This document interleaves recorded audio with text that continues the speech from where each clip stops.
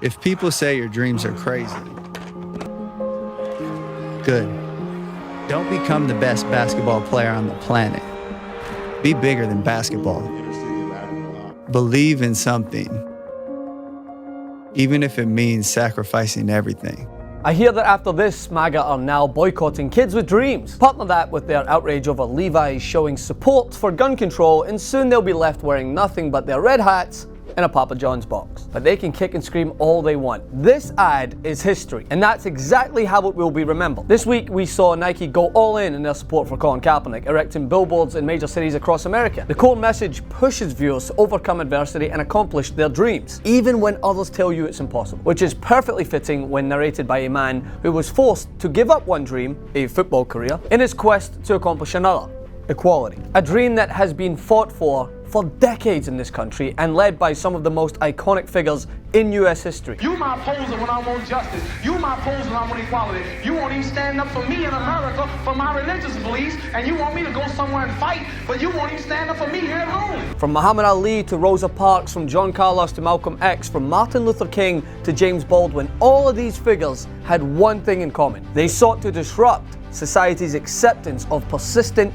and entrenched equality. And during their time of protest, where they vocalized their dreams of a better country, they were vilified. Ali was banned from boxing. John Carlos and Tommy Smith were expelled from the Olympics. Rosa Parks was labeled disrespectful and an agitator. Martin Luther King, a troublemaker. And at one point in this country's history, he was considered the nation's greatest threat by the FBI. These are the same figures who are now celebrated as heroes, oftentimes by the very same people who tear down Kaepernick and seek to deflect from his core message, who not only use veterans, often against the wishes of their family members, to smear Kaepernick and his message, but who also like to cite the most whitewashed quotes from Dr. King. At the very root of Dr. King's movement was peaceful, non-violent protest. Non-violent resistance is the most powerful weapon that oppressed people can use.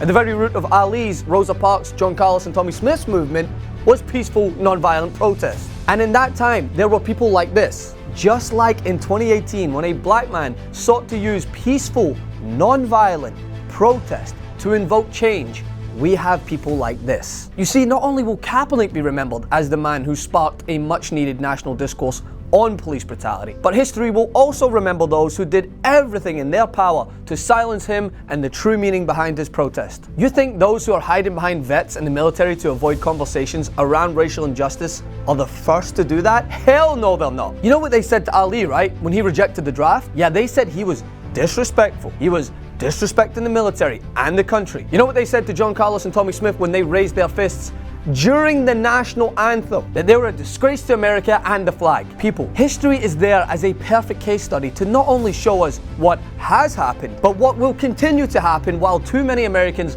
refuse to accept a black person pushing back against their interpretation of what America is. Do you honestly think these fake patriots are the first ones to say, protest on your own time or protest in the locker room? Hell no. What do you think they said to Rosa Parks? They said, protest in your own neighborhood, around your own people, where no one can see what you're standing for. Conservatives will go above and beyond to manipulate the conversation and make Kaepernick out to be some sort of villain who seeks to tear apart the country. But every single day, we are reminded of why he is needed. Like in Philadelphia, where Jeffrey Dennis's family are fighting for justice right this moment after he was shot and killed while unarmed by police. Like in Wisconsin, where a black child was arrested after walking home with his own white grandmother. So you ask yourself, has America made so much progress because of the men and women who sit or kneel in silent protests, or the cowards standing around trying to shout over them and drown out their calls for change? If you want to see more videos like this, make sure to get the TYT app right now, and you can join TYT at tytnetwork.com/join. Want to see more videos like this? Then subscribe to the TYT channel below, and don't forget to become a TYT member. Get access for as little as $4.99 a month. Download the TYT Plus app on your phone or head over to tyt.com/join today.